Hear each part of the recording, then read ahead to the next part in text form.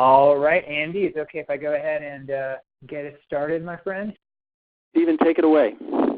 All right, great. Well, good afternoon, everyone on the East Coast, and good morning if you are on the West Coast or somewhere in between. Thanks for being here for today's Bloomerang webinar, Nonprofit Succession Planning, Leading by Sharing Power.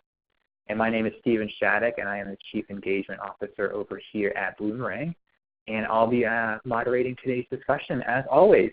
And just a couple of housekeeping items for you all before we get going here. Just want to let you all know that we are recording this presentation, and we will be sharing that recording as well as the slides later on this afternoon. You should already have the slides, but if you didn't get them, don't worry. I'll get those to you when I send out the recording this afternoon. So if you have to leave early, if you got a meeting later on and can't stay for the whole thing, don't worry. I'll get that recording in your hands for sure. And most importantly, as you're listening today, please feel free to use that chat box right there on your webinar screen. We're going to answer questions as we go along. We got time at the end for questions. We love answering questions. We love for it to be interactive on these webinars. So do not be shy. Don't sit on those hands. You can chat it in. You can tweet it over. I'll keep an eye on Twitter for questions as well. So send them our way for sure. And one last bit of housekeeping. If you have any trouble with the audio through your computer speakers, through your headphones, if you have any trouble, try dialing in by phone before you totally give up on us. We find that the phone audio is usually pretty solid, at least compared to the computer audio. So if you need to do that, if that'll be comfortable for you, there's a phone number in the email from ReadyTalk that went out about an hour or so ago. So try that before you chuck that computer out the window. And if this is your first Bloomerang webinar, just want to say an extra special welcome to you folks. Great to have you here. We love doing these webinars. We've been doing these webinars every single Thursday for 6 years, honestly. We only missed a couple of Thursdays throughout the year. Yeah, this is great. So we'd love to see you again on another session. And if you are interested in what Bloomerang does, check out our website. We are a provider of donor management software that people seem to like, at least according to the reviews. So check that out. Don't do that now. Wait at least an hour because you all are in for a real treat. I have Andy Robinson here from beautiful northern Vermont. Highly recommended, first-time guest, although I feel bad we haven't had him before. I've been getting to know him over the last few weeks as we've been planning this. Very excited. Andy, how are you doing? You doing okay? Thanks for being here. I am doing great, Stephen. Thank you for having me. This is great. I'm so excited. I'm excited for the topic. I'm excited for you, Andy. Highly recommended from some of my favorite people, Rachel Muir, Andrea Kilstead, Amy Eisenstein, all vouched for this gentleman here. And he's going to teach you all about succession planning, which is really important, really, really important. I would say like top 3 important things to cover on a webinar for sure. I just want to brag on him real quick, not very long. Been doing this a long time, almost 40 years of experience, prolific writer, written a lot of books, grassroots grants and selling social change, how to raise 500 to 5,000 from almost anyone. So a lot of board fundraising, a lot of major gifts, works a lot with environmental and social justice type of organizations. So if that's you, you may hear some very familiar anecdotes as we listen along here. But definitely knows his stuff. I could talk for days about Andy's CV, but I would rather hear him talk about succession planning. So Andy, I am going to turn it over to you, my friend. So take it away. The floor is yours. Thank you so much. So let me do a little shout-out back to Stephen. First of all, Chief Engagement Officer is perhaps the best title ever, so congratulations. Thank you. And I have to say, folks, this dude is organized. He's enthusiastic. He is on top of it. And if everybody working at Bloomerang has it together like you do, Stephen, I'm guessing it's a pretty good place to work. So Thank you for hosting this, and 6 years of Thursdays is amazing, and congratulations on your longevity. So today's topic is succession planning. And, you know, the first thing I'm curious about is what hat or hats are you wearing here? So I'm going to put up the first poll of the day. We've got 3 polls we're going to do as we go through this. And with the understanding that some of you may be wearing multiple hats and have multiple roles, I'm curious about your primary role. Coming into this conversation, you know, who are you? What's your identity for this? So here's the poll. It's pretty straightforward. You go ahead and you click the one that's relevant to you. And, you know, as you can see on the screen, this all happens in real time, so that's pretty great. Stephen, do we get a bar graph or anything like that? Yeah, Andy, if you click the skip to results, it'll bring up the bar graph for you. Awesome. Okay, that's true. I have the control, don't I? So I'm going to give you guys like another 10, 20 seconds on this. Looking good. All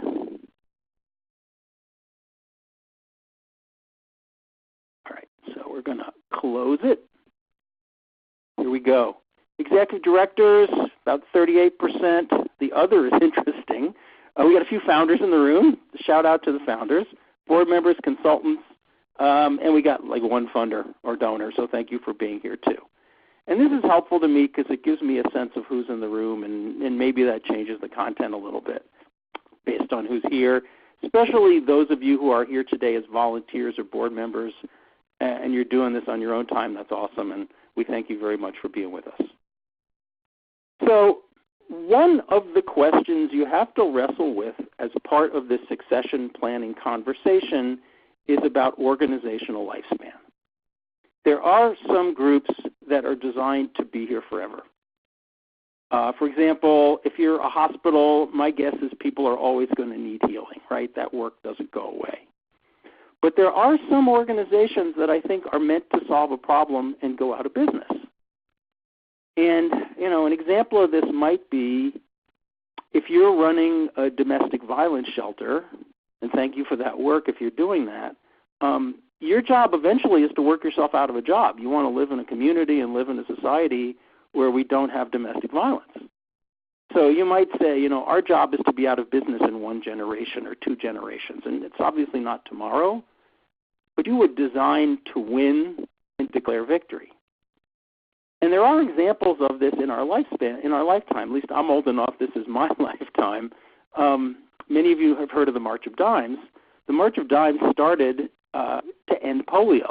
That was their initial mission, was to eradicate polio. And then we got the various vaccines, and at least in the U.S., polio was eradicated. And they all looked at each other and they said, what do we do now? And one option for them was to go out of business and declare victory. What they chose to do was to shift their mission, and they were working on prenatal care, and they've done important work for the 50 years since. But victory is possible. So I think this is sort of the first question I would have you think about as we're talking about succession planning is, what's the lifespan of your organization? And if you plan to retire the organization at some point, what's your exit strategy? Like, how are you going to do that? Now, I want to tell you what I think is perhaps a sad story. In 1986, I killed my first nonprofit organization. And I have to say I'm not proud of this story. I don't tell it with glee, but I think it's instructive. And the situation looked like this. We were, at first, an all-volunteer organization, which is how nearly every nonprofit starts, as a group of volunteers. And we did a lot of programming, and I was a board member, and I was like 26 years old. And I will tell you, this is the best board I have ever been on, then or since. And we got to the point where we said, we could have staff, right? Like, what could staff do? And could we raise the money? And think of all the work we could do if someone was paying attention as their day job. And I raised my hand, and I said, I think I could do this. And they're like, yeah, you'd be good. So, they hired me, and I, in many ways, was excellent. I did more programming. I raised a lot of money. I took the organization in some really interesting directions. But I sort of did everything. And what happened was that all these really engaged board members started to back away. And then they backed away, and then they backed away further. And when I left the organization after about 2 years, it basically dissolved. There wasn't anything left. And the problem was that I had become the organization.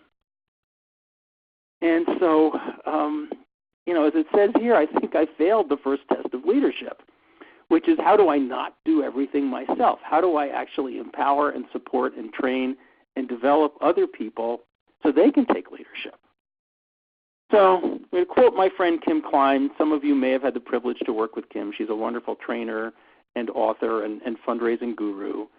And I'm not sure I got the quote exactly right, but what she says is, when you walk in the door in the morning, first thing you should ask yourself is, what am I going to do today to replace myself? So this is the succession planning mindset. And I think if you are the leader of an organization, it's really important to think this way. And if you're not the leader, it doesn't hurt to think this way because, frankly, none of us are irreplaceable. And if we get in a position where we become irreplaceable, our organizations are damaged by that. Because, who knows when we're going to leave? I mean, we could leave on a plan, or we could have an accident or an illness, or somebody has to move out of town quickly. So one of the things we'll discuss as we go forward is the idea that there are two types of succession plans. There is the contingency plan, the what happens if there's an emergency plan. That's the first part. And the second part is the longer-term leadership transition, succession, passing it on to somebody else in better shape than you found it plan. So here's some interesting data. Compass Point is a wonderful organization based in the Bay Area that does training and facilitation and consulting, also research. And they did a pretty big national survey on this about 7-8 years ago. And as it says here, what they found was that about 3/4 of nonprofit executives expected to leave within 5 years. There was a more recent study that was done in New England by the Boston Foundation and Third Sector New England, which is now called TS&E Mission Works. And they came up with roughly the same data, but on a shorter time frame, about 3/4 of leadership, and in this case we're talking board and executive staff as well, expected to be gone within 2 or 3 years by 2020. And then they asked the question is, are you planning for this? Do you have a succession plan? And so shockingly, but not surprisingly, 70% of the group says, no, we don't have a plan for that. So we have seen this wave coming for a long time. And yet most of our organizations are not actually thinking about how are we going to deal with this. So this leads me to my second question for you guys. Think about your own position. Again, wear the same hat you wore earlier. I'm the executive director, I'm the founder, I'm a volunteer, I'm a staff member, whatever your role is. How long do you expect to remain in your current position? And just so we're clear, you may want to stay within the same organization and move to a different position, but that still counts as a change. So I'll put this up and let's see what we've got. How long do you plan to be in your current job? Let's see what we get here.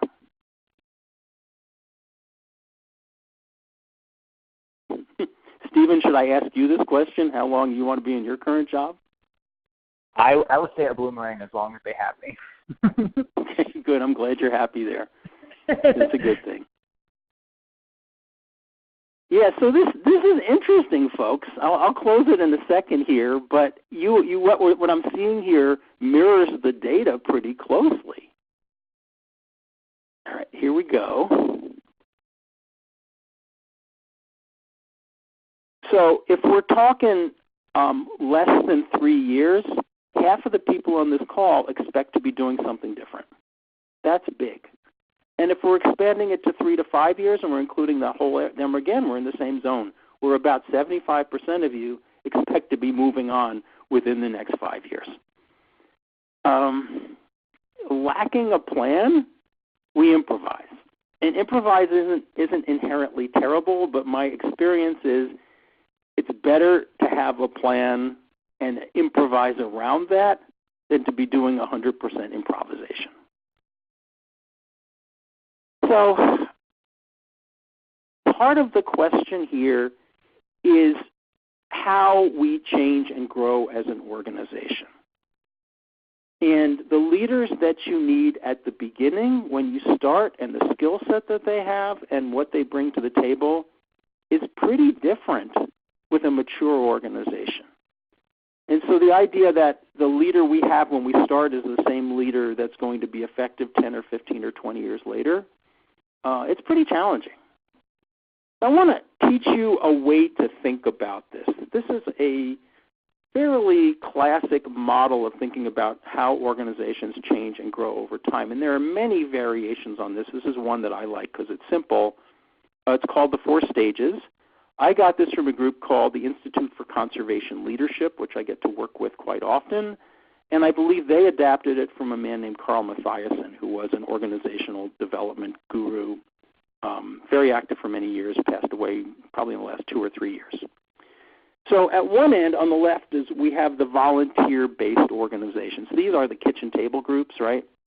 They start literally around somebody's kitchen table. And they're all volunteers. They do everything. They have no staff. They're doing it for love and passion and certainly no money. And it's worth noting that a lot of groups exist in this phase forever. About half of the nonprofits in the U.S. are not chartered, registered 501c3 organizations. They're informal collections of people.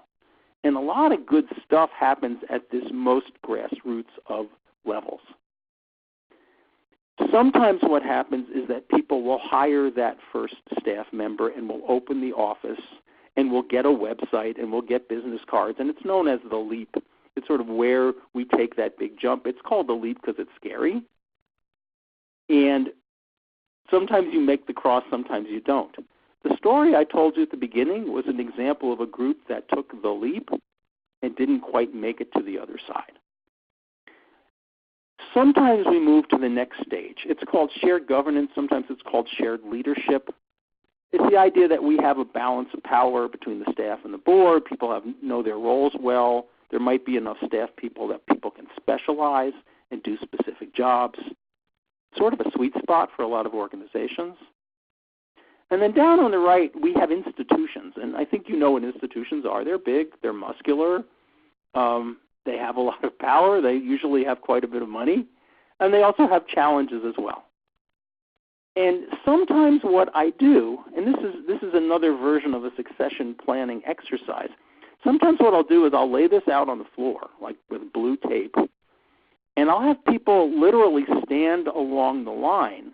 Where would you put your organization now based on this model? And then I'll say to them, if we all gathered 5 years from now, where would you like to be? Would you like to be in the same place, or are you trying to move down the line in one direction or the other? And usually people are moving left to right. They want to be more muscular. They want to have more impact. They want to do more stuff, and they perceive that if they're moving from left to right on this chart, they are getting bigger and having more impact. And that's usually true. But then the question I have to ask them is, do you have the leadership now that's going to take you to that next place? Are you actually consciously designing and recruiting and developing the leadership skills that will get you from here to there? And at the risk of being redundant, I will say it again.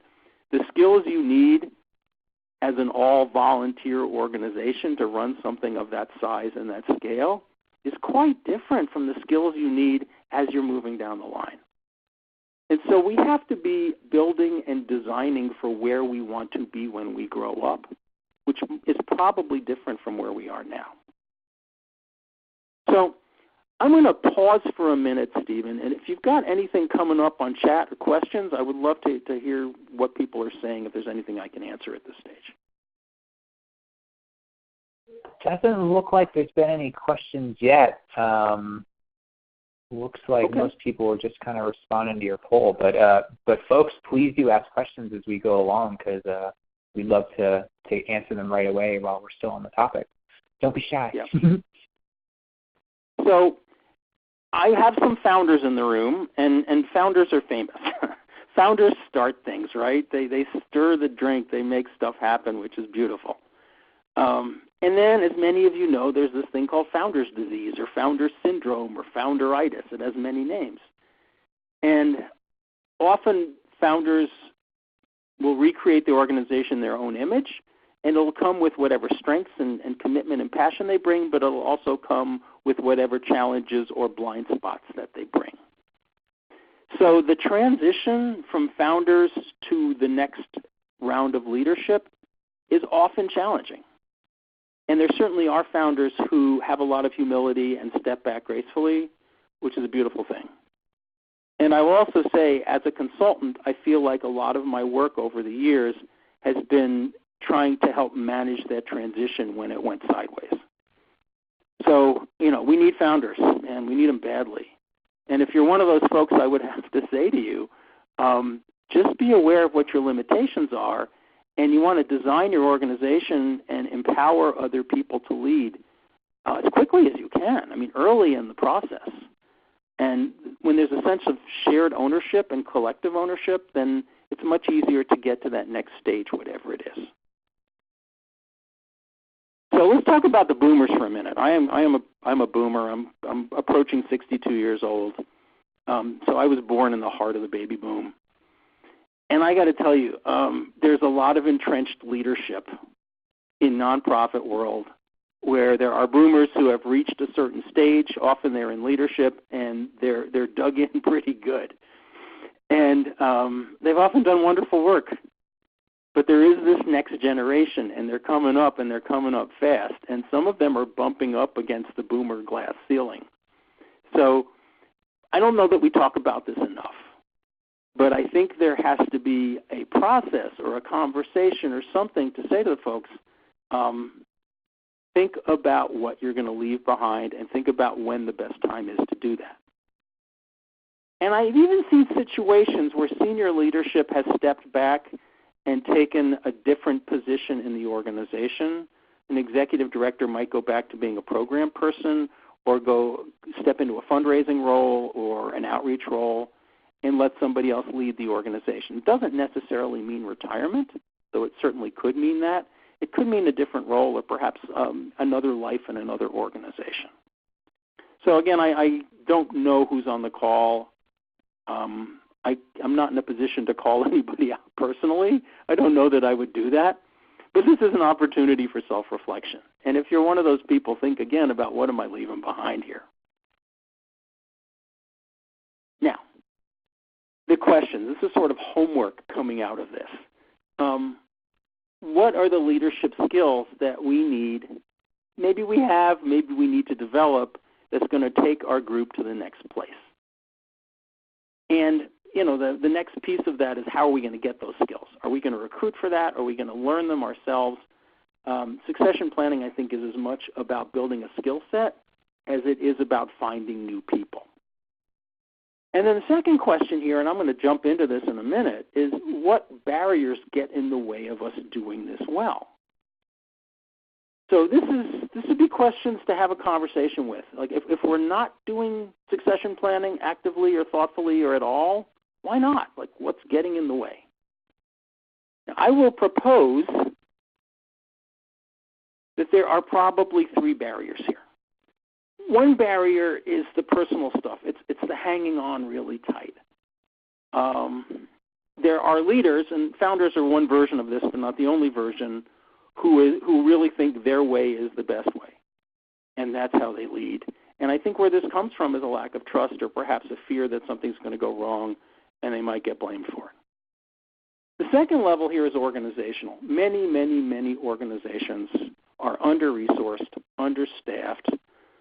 They are running around putting out fires. They're dealing with the daily crises. And the idea that we have to look 5 or 10 or 15 or 20 years down the road and try and envision the future and design to that future, that takes some bandwidth. That's not easy. So, you know, I'm sympathetic and compassionate for the groups that can't do this because they don't have the time and the energy. And I got to say, you got to do it anyway. There's another piece to this, which is I think part of succession planning is asking for help and saying, you know, if you're the leader, saying, I don't know how to do everything here, or this is not my strongest skill, somebody help me develop this skill. And putting yourself in a more vulnerable or humble position is, I think, part of this. So there's an attitude that comes with this. Lacking that attitude, and the attitude is one of humility and modesty, this job becomes much more difficult. So I'm going to give you one more poll, and then we're going to dive into the question bag here in a minute. I want you to imagine a spectrum. Again, I like these exercises where I line people up. It's hard to do on a webinar, but you can envision us all standing in a line or a semicircle, and I'm going to give you some places to stand along this line, and it has to do with your own personal leadership style when you're working with other people. So the poll is coming, but here are the questions. You know, where would you stand on that spectrum? At one end of the spectrum is, you know what, I'm just going to do it myself. It's easier. And at the other end of the spectrum is I'm going to hand off as much as I can and I'm going to empower others. And there are sort of stages in between that you can read here. So I want you to think about your own personal leadership style, and let's see where you land on this next poll.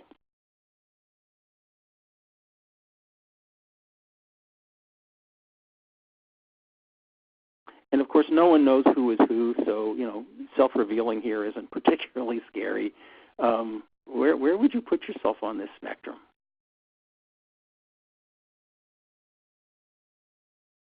And I have to tell you, this is me just, full disclosure. I'm one of those people where my default setting is, you know what, I'll just do it myself. It's easier. And what's interesting for me professionally is I am forcing myself down to the bottom little by little. As a consultant, as a facilitator, as a trainer, my whole gig now is empowering other people and trying to get out of the way. So I am working against my own personality type. But I will say, if you're one of those people who's at the top where it's I'll do it myself, that's the burnout zone, right? That's where the martyrs all go. And so, we're going to talk a little bit in a minute about your own personal succession plan. Part of mine is shifting where I am on this. So this is pretty diverse here.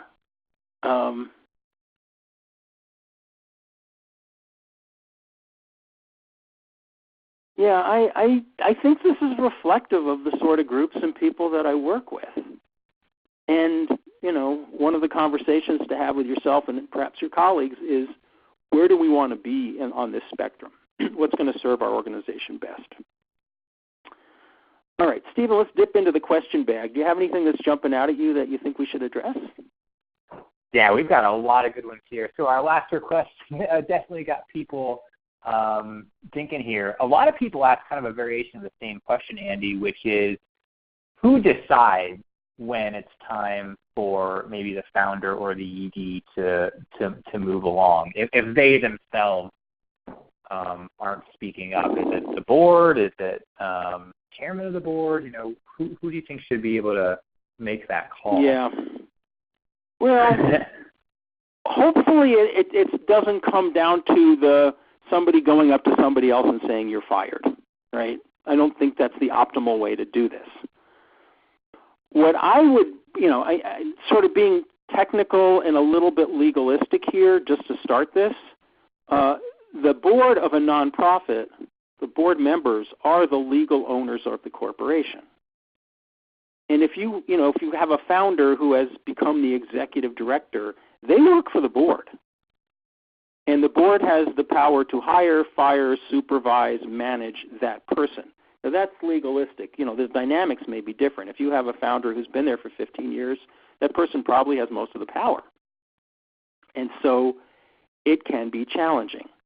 Sometimes what drives this is external. It might be funders talking to the person in power or some of the board members saying, from our perspective, you guys are in a rut and you need to think a little differently. Or it might be donors, or it might be partners. If you're a group that gets government funding, it might be somebody in one of the government agencies that's starting to whisper and say, maybe something different needs to happen here. And it's hard for us to be self-aware enough to know when our time has come, right? That's difficult. So I think it's a combination of all the things that I've said. Sometimes it's the more junior staff who are raising this, but let's acknowledge this is delicate. And I'm going to do more on this as we go forward, but it's a great question, and I don't have a standard answer because there isn't one. Stephen, you got another one for me? Yeah, here's one from Carol. It's kind of interesting. An ED stepping down but staying with the organization, maybe moving into a different role that's not the leadership role. Any experience with that, Andy? Have you seen that happen, and has it worked well? Has it not? Have they been able to really pass that baton if they stay with the organization? Ever seen that happen? I have. Now, frankly, this happens. How do I say this? This goes badly more often than it goes well, and so Carol is wise to answer the question, right? But I'll give you a great example of when it went well. I'm based in Vermont. One of our local organizations here, which is pretty much an institution in the state, is the Vermont Land Trust, and they are the statewide conservation land trust. And some years ago, their executive director, who had been there for years, stepped down and took what was essentially a donor outreach position, and the person who had been deputy director also for years stepped up. The two of them had a good working relationship, and the former ED stayed for I think another 3 years maybe, and did donor stewardship and donor cultivation and special projects, and it worked out quite well for them. I can think of another group in Vermont where a very long-time executive director stepped down but stayed on for another year and a half, 2 years, to manage the capital campaign that they were in the middle of, and did that as staff. And it was essentially a time-limited situation. It wasn't perpetual, but that worked out really well for them because that person continued to have strong relationships with a lot of the donors. So the answer is, yeah, it can work. It can also go really badly. So, the caution around that is legitimate, but I have seen it work. All right, so I'm going to get into the nuts and bolts of the plan a little bit here. As I mentioned earlier, ultimately I think you need two plans. You need one that's the emergency plan. If so-and-so goes to the hospital, or if so-and-so has to move out of state rapidly to take care of a parent who got sick, or whatever it is, what's your backup plan? And most groups can do this in a way that's not scary because it doesn't really threaten anybody's power. We're just doing emergency planning here. Perhaps the more challenging one is the longer-term leadership succession plan, which is, are we building the pipeline of leaders who can come in and take over this organization? And, one question that always comes up is, are we going to promote from within? Is there someone who's the heir apparent? Or are we going to go outside and look? And there are pros and cons, but it's good to have that conversation before you need to have that conversation.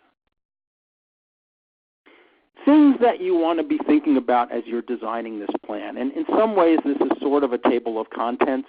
You'd want to adjust this somewhat, but there's a couple of slides here for what I think one would want to include in a succession plan.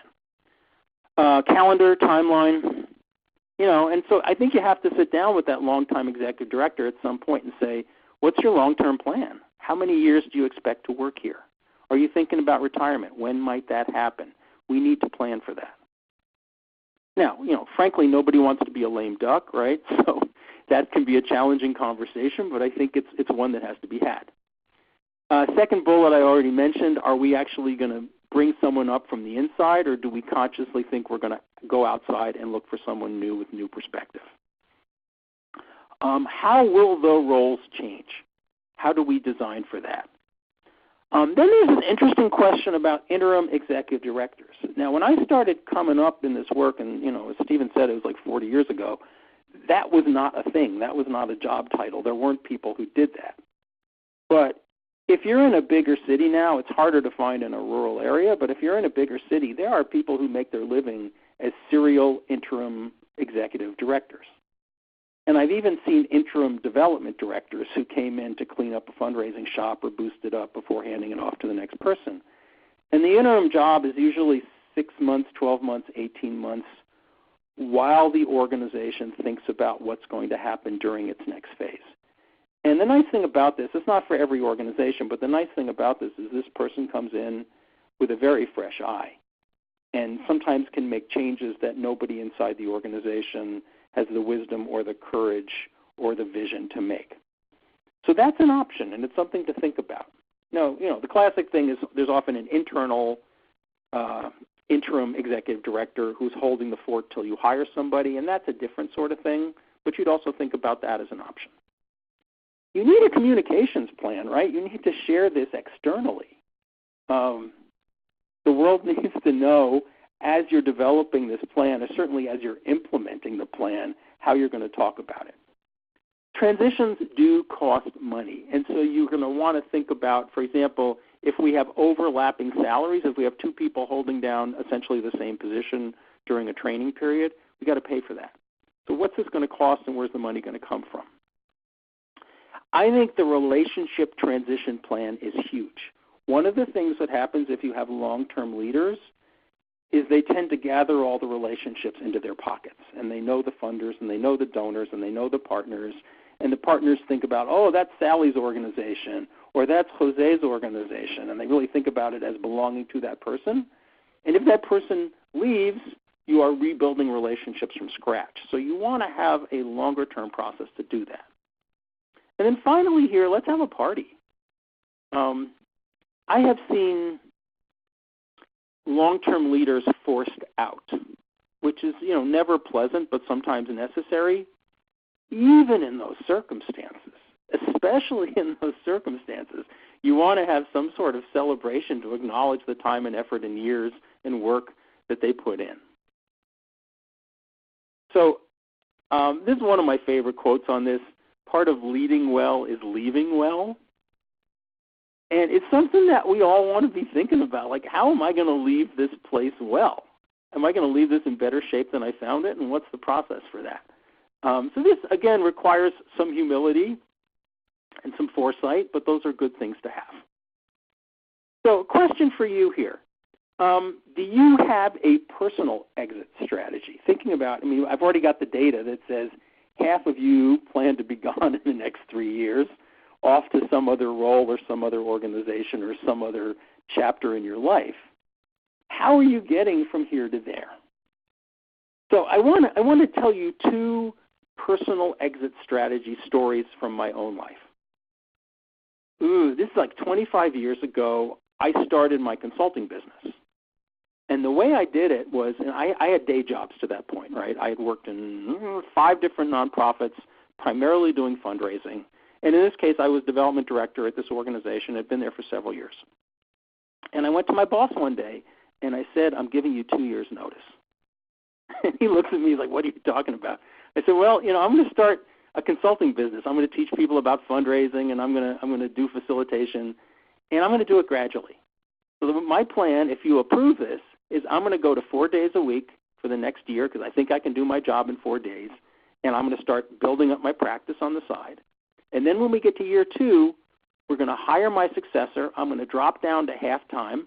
We're going to bring this person on 4 or 5 days a week based on what we can afford, and I'm going to have an entire year to train somebody to do what I do here. And while I'm doing that, I'm going to continue to build up my practice, and by the time we get to year 3, you're going to have a fully trained development director, and I hope I'm going to have a viable business. And to his credit, my boss looked at me and he said, good for you. Go for it. That's fair. We could do that.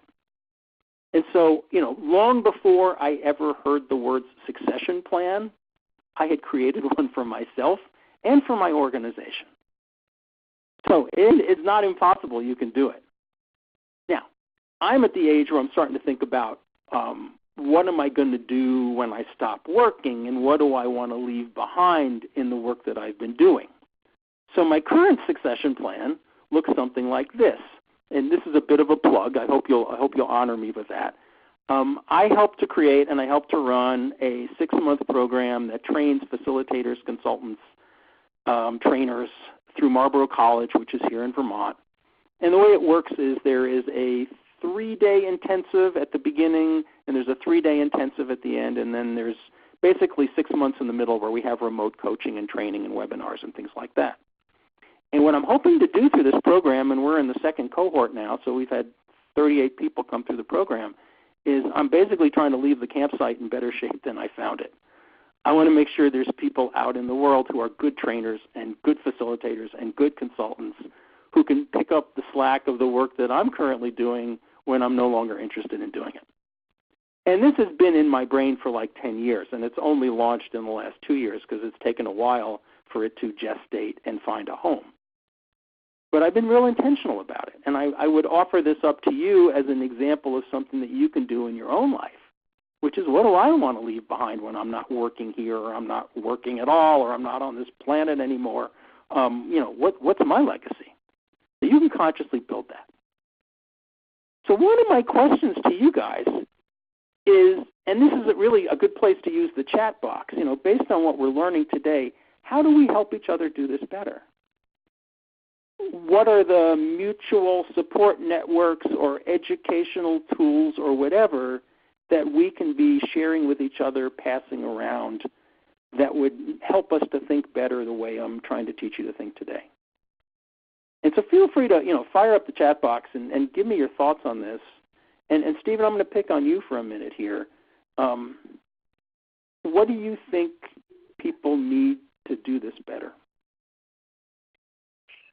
Well, actually, a couple of people asked if this should be part of the strategic plan. Do you think that should be kind of woven into maybe the overall plan of the organization? It seems like so what I'm hearing from the question. You can't see me because I'm not on video, but I'm doing my happy dance. And I actually have a client I'm working with right now where when they asked for this, and I thought it was brilliant. They want a strategic plan that also includes a succession plan and also includes a fundraising plan. So we're putting that all in one package.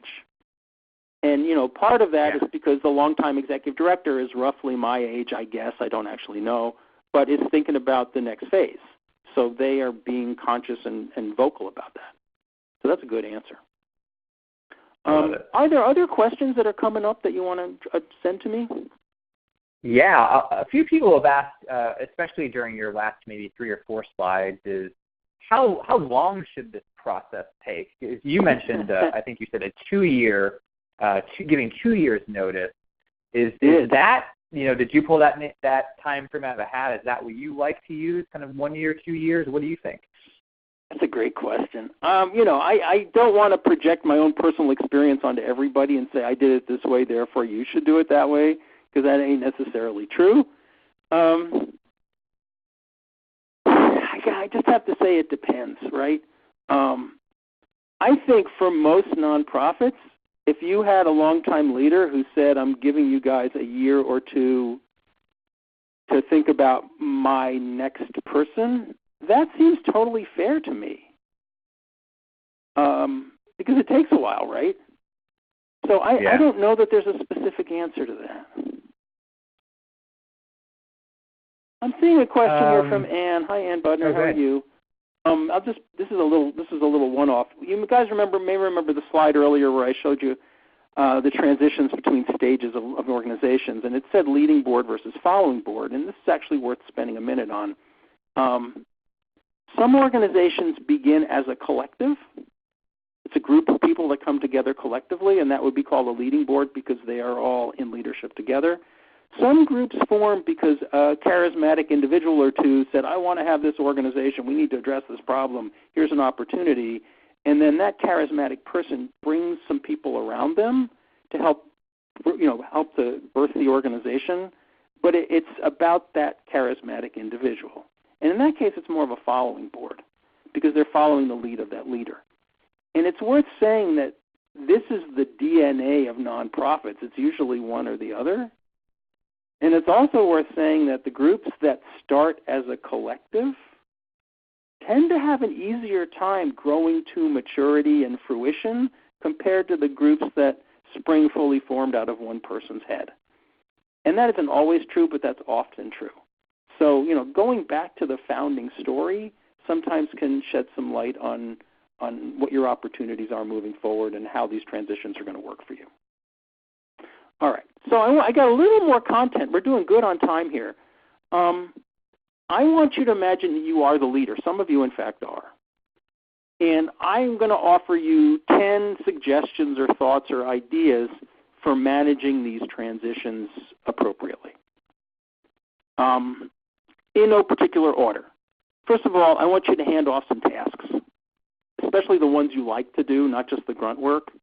Now, parentheses, you may work in a small organization where there's nobody to hand any tasks off to, so I'm mindful of that, but still find some people anyway. I mean, maybe there's some work the board could be doing if your staff that you haven't empowered them yet to do.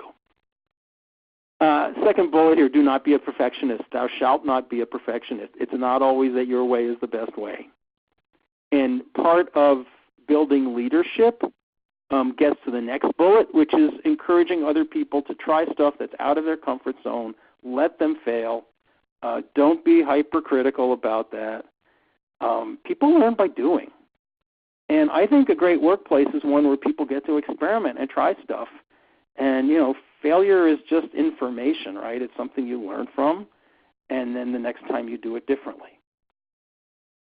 I'm on a board right now where our chair has been running the meetings for years and needs a break, frankly. And I sat with the chair and I said, would you like it if we started rotating chairing of the meeting, organizing of the agenda, and we passed that around and every board member got a turn running the meetings? And the chair said, that would be awesome.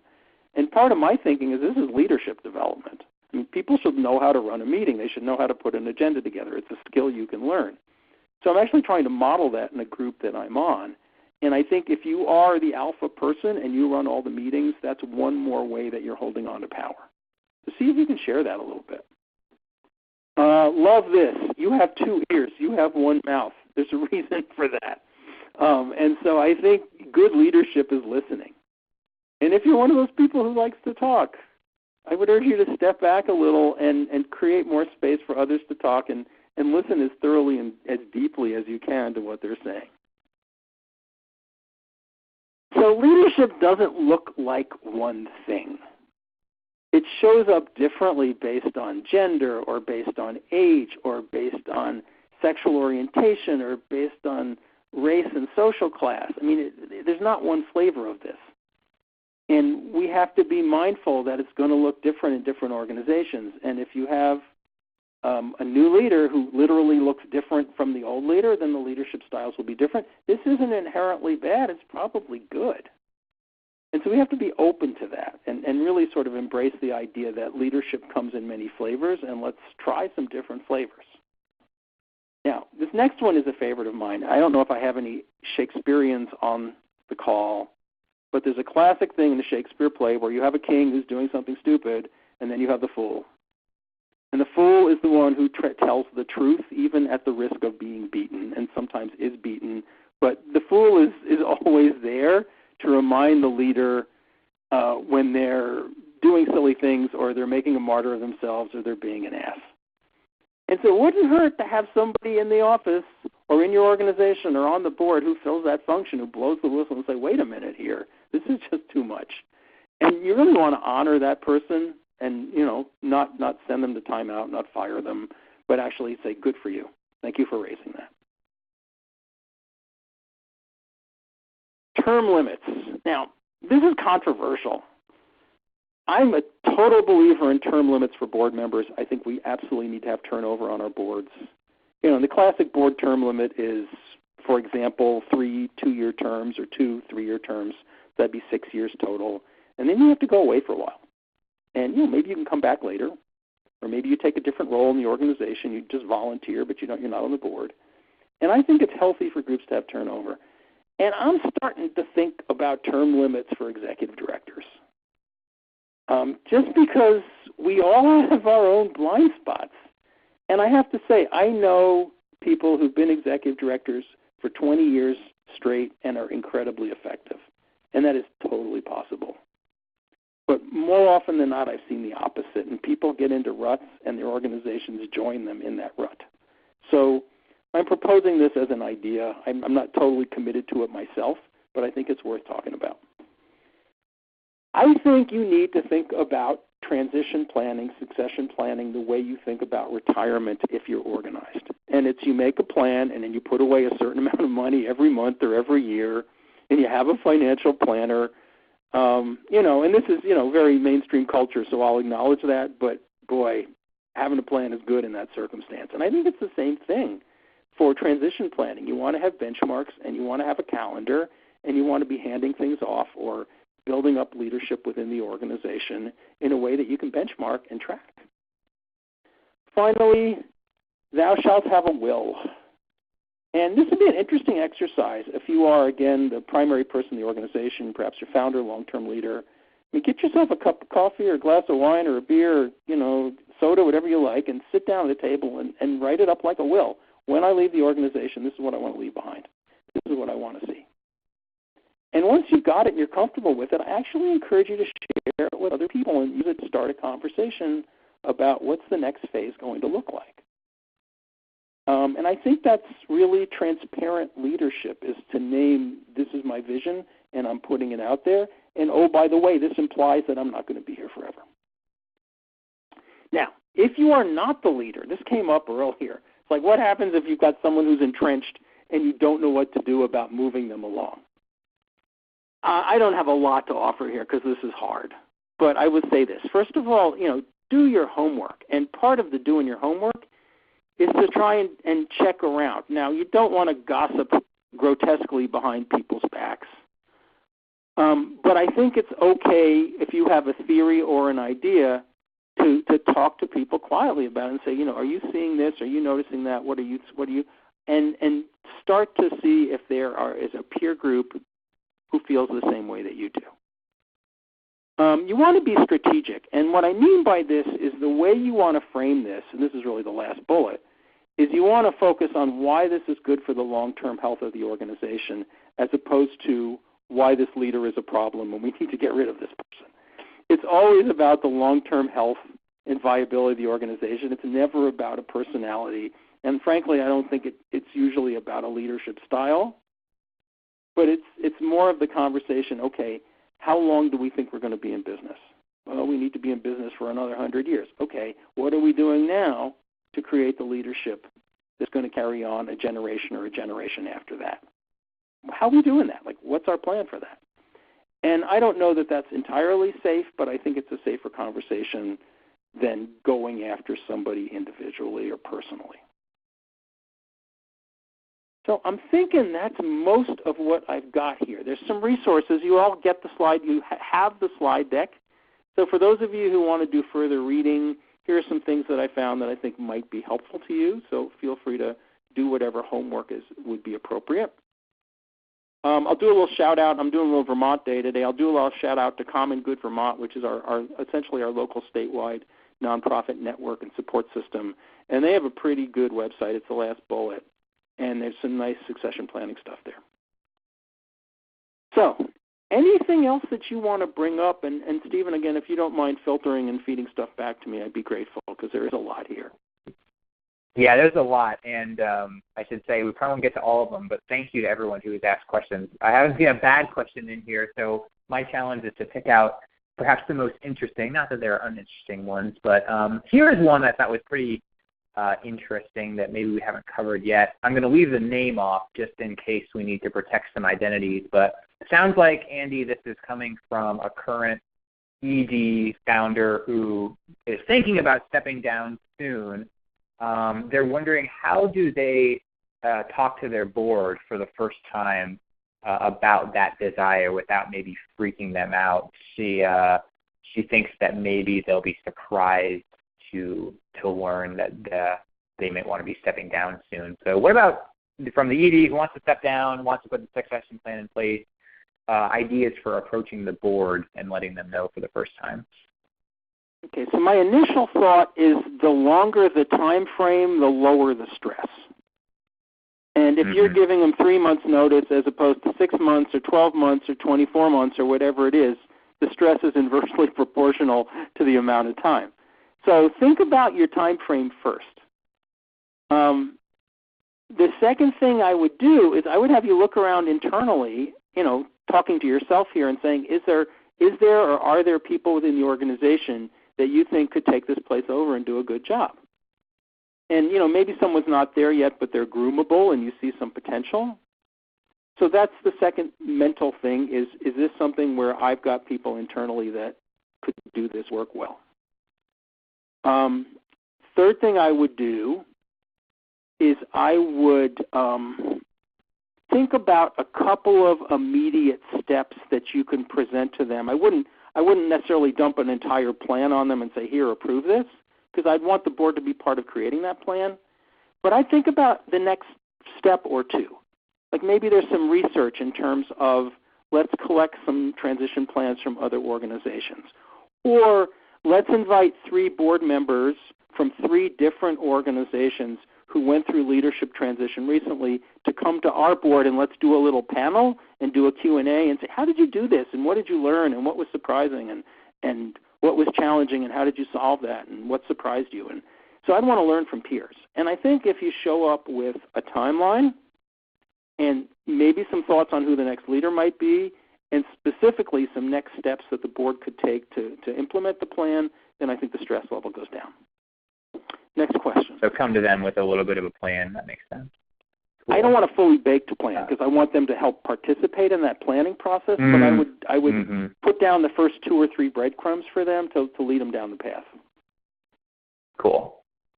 Here's one from Joe. What are the pros and cons of a departing founder working alongside their successor with perhaps not being paid? Have you seen? And I guess it could be either. Maybe it's the successor doing the shadowing while the ED is still there. Maybe the ED is helping the successor once the successor is in place. Compensation in both cases. What have you seen? What works? What doesn't work? Well, pros and cons. Let's deal with the cons first. The biggest con is that if someone is used to being the boss and they are effectively demoted into a lower ranking position, whoever the new boss is could easily be second-guessed, undermined, micromanaged. It's pretty hard for people who have control and power to give it up. That is not easy. And the parenthetical thing here is I've been working for myself for 25 years. And, I don't have a board. I don't have a boss. I'm my own boss. At this point in my life, I would be a terrible employee. Like I would not take direction well. So, I know that about myself, and I'm not likely to go look for a day job anytime soon. But I think that's the biggest risk is that person, a variation on that is the departing executive director continues to hoard relationships and not share them transparently and proactively with a new executive director. So those are the cons.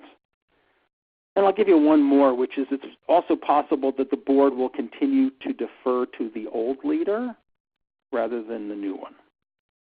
The pro is you get the experience, you have more time to do the transition.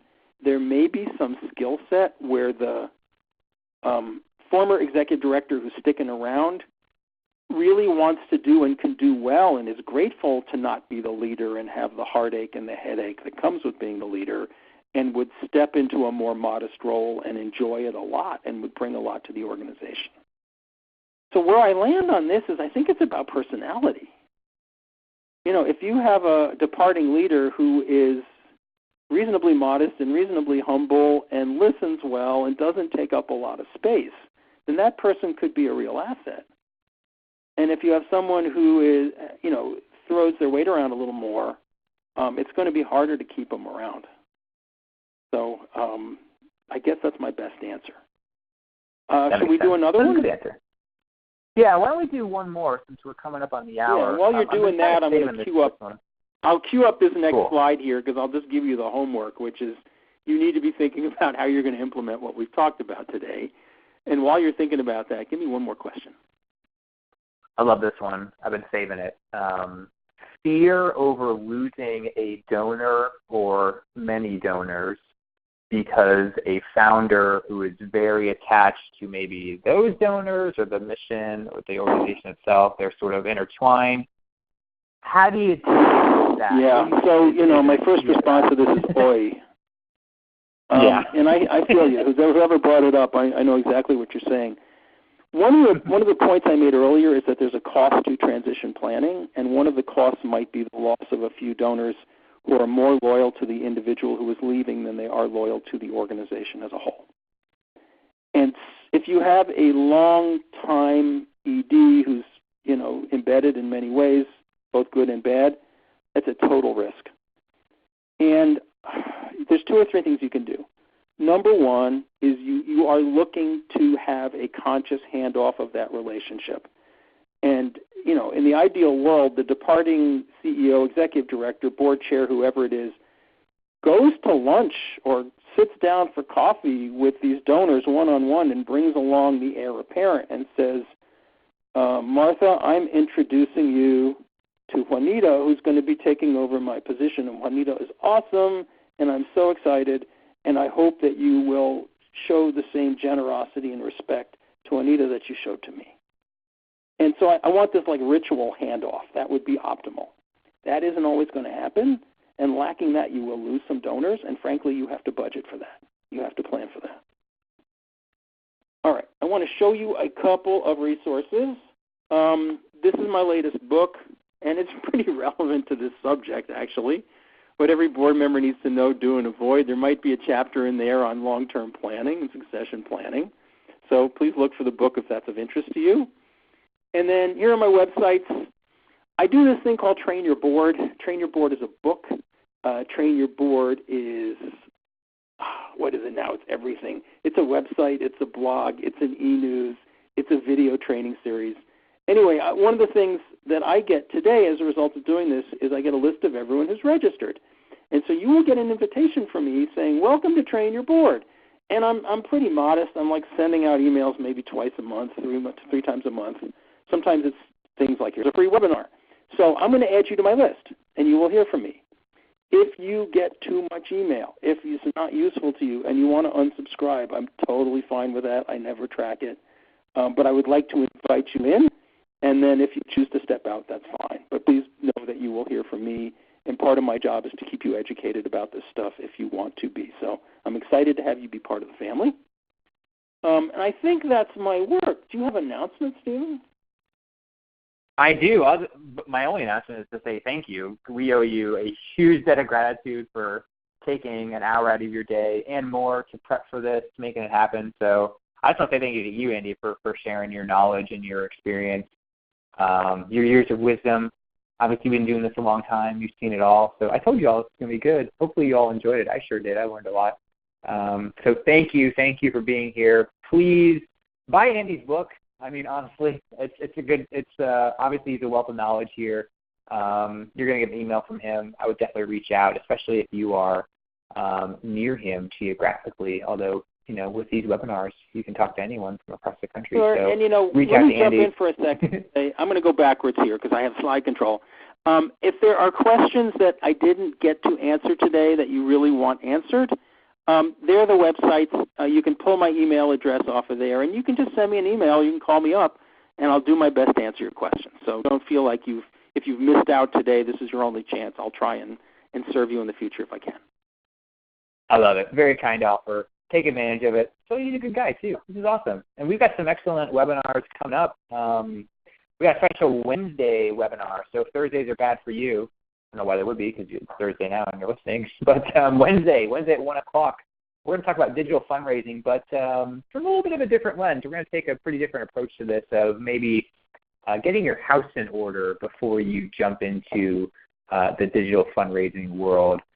Going to be a fun one. Danielle Johnson Vermenton going to join us. My new friend, she's on Twitter. Definitely want to follow her if you're interested in that. So if you've got some digital fundraising needs, or maybe you're just interested in that channel, haven't really approached it before, join us. Same place, almost same time and date, Wednesday at 1 p.m. It'll be recorded for sure, so even if you register, you'll get that recording. Speaking of recordings, I'm going to get that to all of you today. So look for an email from me this afternoon. I will get you the slides and the recording just in case you didn't already get the slides. And hopefully we'll see you again next week. So we'll call it a day there. Thanks again to all of you, especially Andy. And have a good rest of your Thursday. Stay warm. Have a good weekend, and we'll see you again soon. Bye now. Bye-bye.